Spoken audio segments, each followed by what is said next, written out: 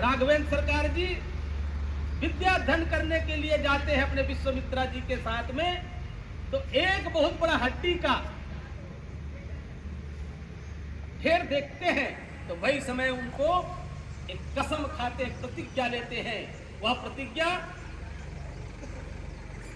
कि मैं एक दिन निश्चित इन अधर्मियों का, इस अन्यायों का वध करूंगा।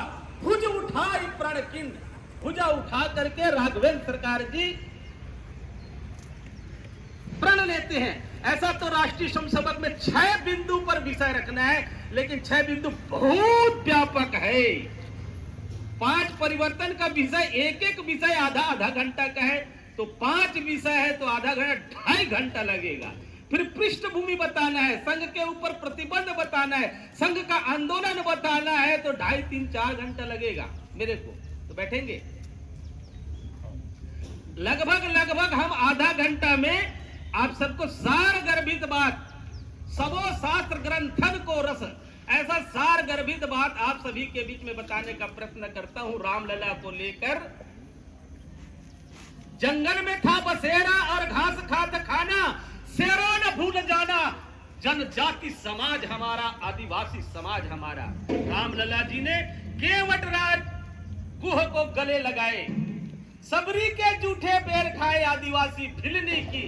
आज उटपुटांग बात करते रहते रामलला के ऊपर। उन्होंने गले लगाया केवट राज जी को, उन्होंने सबरी का जूठे बेर खाए।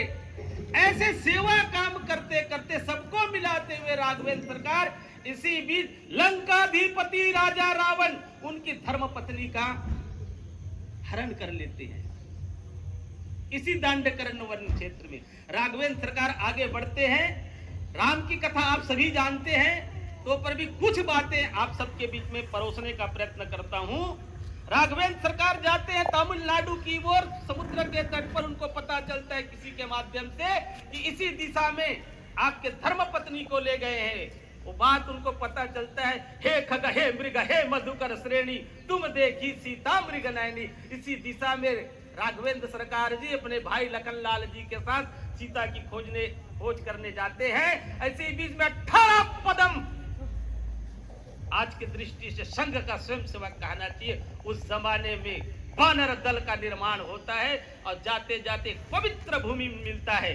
परम रम्य सुंदर यह धरणी, महिमा अमित जाय नहीं बरनी, करी हूं यहाँ शंभु स्थापना, मोरो हृदय यह परम कल्पना। राघवेंद्र सरकार जी ने उस परम रम्य स्थान पर, सुंदर धरणी पर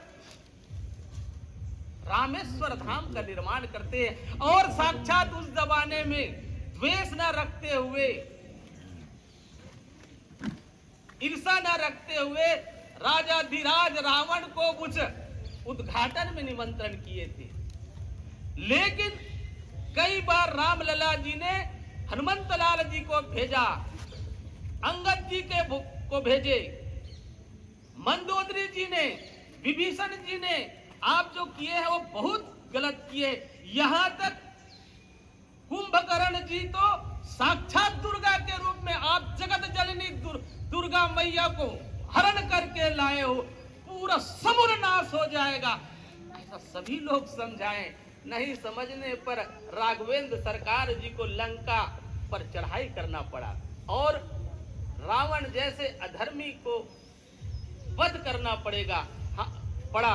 इसलिए संघ के स्वयंसेवक को हमको समझने की जरूरत है। इस विजयदशमी उत्सव में हमारे अंदर रावण छुपा हुआ है, हमारे अंदर षड्रिपु है। इस दशहरा के उत्सव में हमको इस अंदर की रावण को त्यागना पड़ेगा। वो तो एक लीला है, नर लीला है। फिर यह बात हमको ध्यान में आता है कि लंकाधिपति राजा रावण का वध करने के बाद हमको समझ आनी चाहिए कि राघवेंद्र सरकार उस सोने की लंका को अधिग्रहण नहीं किया। स्वर्णमयी लंका न मिले मां, अवधपुरी की धूल मिले। सोने में कांटे चुभते हैं, मिट्टी में है फूल खिले। चाहते अपने 4 भाई में से किसी एक भाई को स्थापित कर देता कि भाई हम अयोध्या का राज संभालेंगे, आप यहाँ का संभालो। एक भाई को किष्किंधा का बिठा देता जहां बाली का वध किया, लेकिन राम जी ने ऐसा कदापि नहीं किया। ये राम का चरित्र चित्रण है।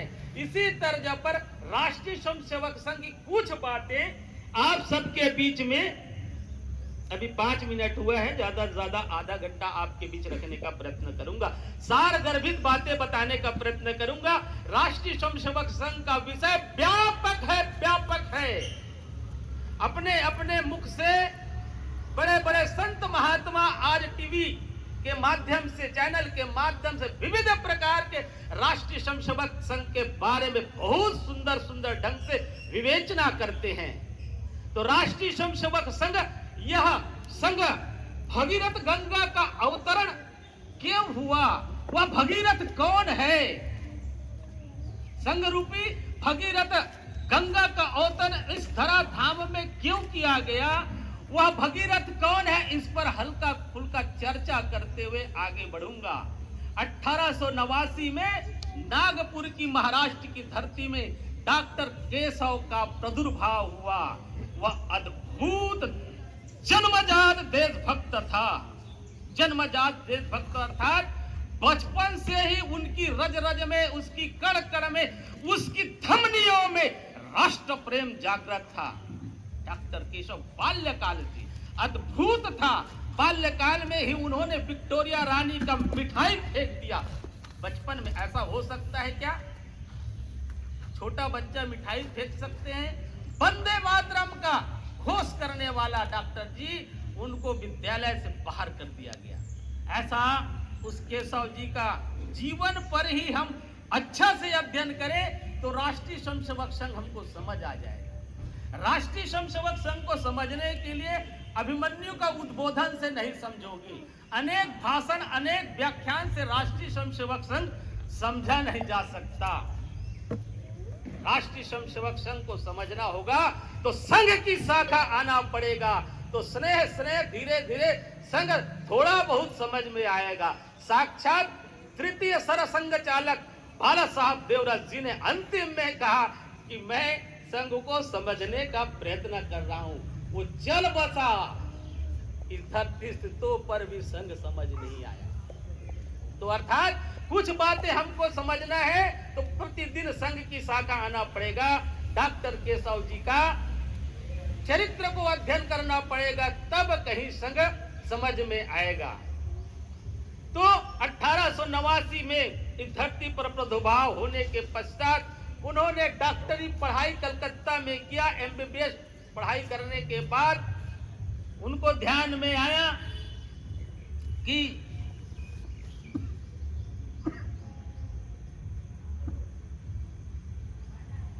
हम MBBS पढ़ाई तो कर लिए हैं, तो हमको डॉक्टरी प्रैक्टिस करना चाहिए। ऐसे मन में नहीं आया उनके मन में। आज इस हिंदुस्तान में जो छुपी समस्या है उसको ट्रीटमेंट करने की जरूरत है। उन्होंने बंगाल में जाकर के स्वतंत्रता संग्राम सेनानी के बीच में दोस्ती किया, तिलक जी की प्रेरणा से, बंकिम चंद्र चटर्जी की प्रेरणा से। फिर सावरकर की पुस्तक को पढ़ करके उनको ध्यान में आया कि इस देश की आजादी के लिए मुझे लड़ना चाहिए, मुझे भिड़ना चाहिए। स्वतंत्रता संग्राम सेनानी में काम करने के पश्चात तिलक जी और गांधी जी के मार्गदर्शन में लंबा समय उन्होंने राष्ट्रीय कांग्रेस में काम किया। जो कांग्रेस पार्टी आज एसयू में पहुंच रहा है ना, ऑक्सीजन निकालेंगे तो समाप्त हो जाएगा। तो उस राष्ट्रीय कांग्रेस में, उस राजनीतिक दल में उन्होंने लंबा समय किया। यहां तक विदर्भ प्रांत का वो प्रांतीय अधिकारी था। बड़े बड़े उनके माध्यम से सम्मेलन हुआ करता था। लेकिन धार्मिक क्षेत्र में काम किया, सामाजिक क्षेत्र में काम किया, राजनीतिक क्षेत्र में काम किया। आज नहीं तो कल यह देश आजाद होगा। अनेक ऐसी भी उनके मन में ऐसा पीड़ा आया कि एक पीड़ा 1919 में जलियांवाला हत्याकांड हुआ। ऐसे जलियांवाला बाग में से सब लोग बैठे थे, दीवार घिरा हुआ था, और एक कुआं भी था 1919 में जलियांवाला बाग में कुआं था। ऐसे देश की आजादी के लोग के लिए चर्चा कर रहे थे प्रबुद्ध जन, बैठे हुए थे हजारों की संख्या में। 1919 में जलियांवाला हत्याकांड, अंग्रेज अधिकारी ने आदेश दिया गोली चलाने के लिए।